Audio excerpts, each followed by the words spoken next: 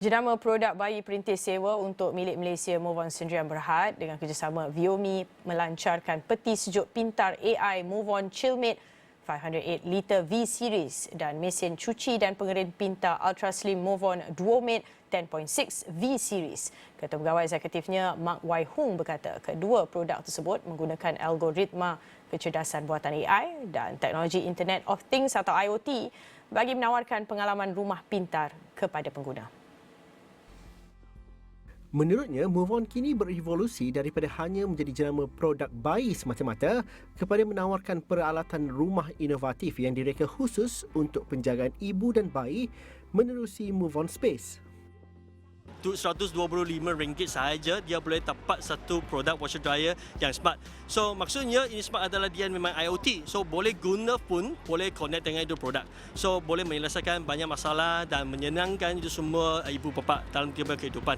So kedua adalah ini peti sejuk. So peti sejuk ini unik dia adalah kita ada 3 area yang dia boleh adjust temperature. So adjustkan suhu. So terutama untuk baby, untuk ibu bapa ada baby kan. So dia ada itu breast milk. So untuk peti sejuk ini dia boleh store itu breast milk dengan suhu 4. Beliau berkata demikian selepas majlis pelancaran produk baharu itu di Pavilion Bukit Jalil pada Jumaat.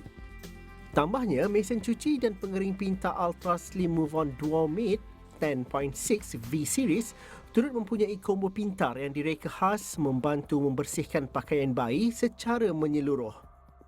Produk tersebut dibangunkan dengan kerjasama sebuah syarikat Cina, VIOMI, selaku peneraju global dalam peralatan rumah pintar untuk membantu ibu dan bayi melakukan tugas seharian. VIOMI memang popular dalam ini IoT produk and dia ada sebagai salah satu top 500 brand in China.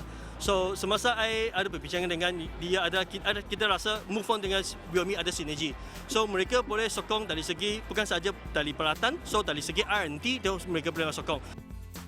MOVON juga memperkenalkan MOVON Space di Pavilion Bukit Jalil Aras 5 Pink Zone yang menawarkan pelbagai produk khusus perkakas teknologi rumah IoT buat pengunjung.